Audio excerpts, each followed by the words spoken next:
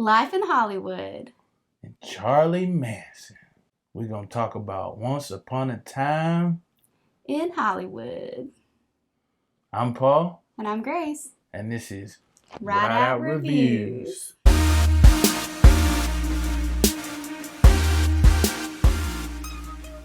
Once Upon a Time in Hollywood. It is the 9th film by Quentin Tarantino. Mm-hmm. So craziness and mayhem ensues. What'd you think? Well, just to start off, I don't think that I went in with the correct expectations for this movie. Don't hate me, but I don't know a lot about Quentin Tarantino, and apparently I don't know a lot about Charles Manson. So going into the movie, I just thought it was going to be just like this fun movie about how Hollywood was, how the life in Hollywood was back in the 60s. And so it took me for an unexpected ride. Yeah, it's quite different a movie if you've not watched Quentin Tarantino a whole lot. Mm-hmm. Yeah, they start out kind of normal and then they go into some weird, crazy stuff. Yeah. And this one was no different. I think one of my favorite scenes in the movie was when Brad Pitt and what's that guy's name? Bruce Lee. Bruce Lee. Forgot your name for a second. When they got in a little competition, it was hilarious. Mm-hmm. Yeah, it was funny because that scene that everybody, it's in the commercials where it was like, these hands are registered. Lethal weapons. If I hit you and kill you, I go to jail. It's like, dude, you go to jail because that's what happens when you commit manslaughter. You go to jail. Yeah, it was so funny. Yeah, it was. One of the things that Quentin Tarantino does is always have good acting.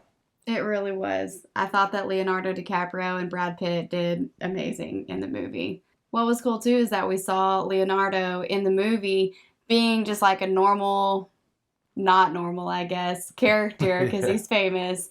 But then also seeing him in character in different films within the movie. So it was really cool seeing his diversity in characters that he could play. The feel of the movie was, you just felt like you were in the 60s. The costumes, the music, the cars, everything had that nice feel. Yeah. It was like actually being in Hollywood. Especially behind the scenes, getting to see all the acting like she talked about earlier.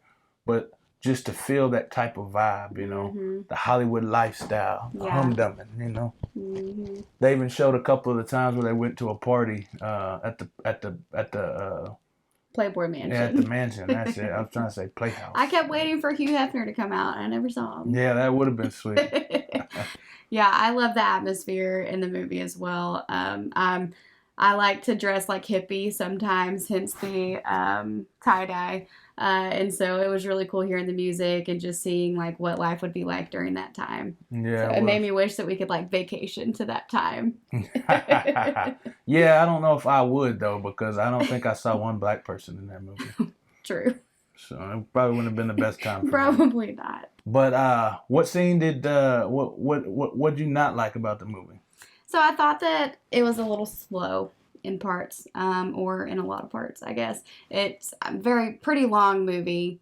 Yeah, I think it's like 2.5 hours. Which like I'm that. okay with long movies, such as the movie of Endgame. I mean, that was just an epic movie. But this movie, it just felt like it just kind of like dragged a little bit. And there were different points where I just didn't think that scene was needed, or you didn't need to take that long in explaining something.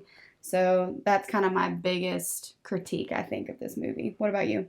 Yeah, the movie was pretty long, and it was kind of, to me, disjointed. Even though they showed all those characters, I was thinking that my whole time in my head just, I'll figure it out at the end. It'll connect it all at the end. It'll connect it all at the end. And if I have to think about that while I'm watching it, then I'm not enjoying it as much as I should be. I should just be watching it and enjoying it. Right. It kind of takes you out of the movie because you're having to analyze it. Yeah, I'm having to think about it and think about it instead. Right.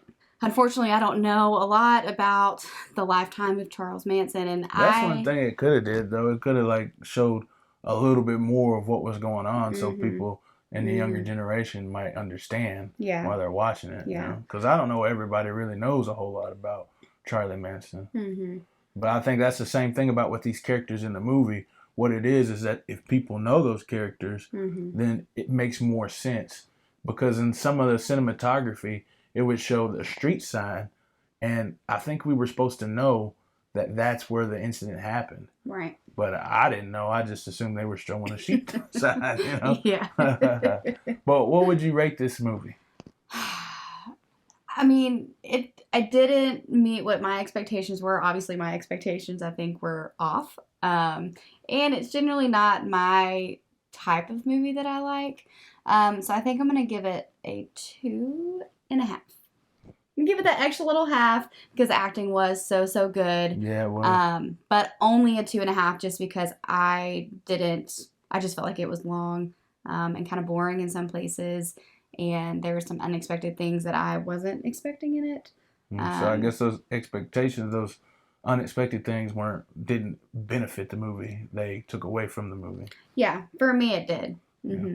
Well, I gave the movie a 3, and I think it's that way because I could tell you wanted to give it that extra half. Yeah, you started to pause there for a second. I did. I couldn't do it. I mean, I thought the movie was good, like I said, but it was disjointed for me, and it was long. And it was kind of slow. Now it was funny. There was a bunch of scenes where I just laughed out loud. Oh, he was laughing so hard. I was like, "Babe, you're too loud." Yeah, it was good in that aspect, man. It was really funny.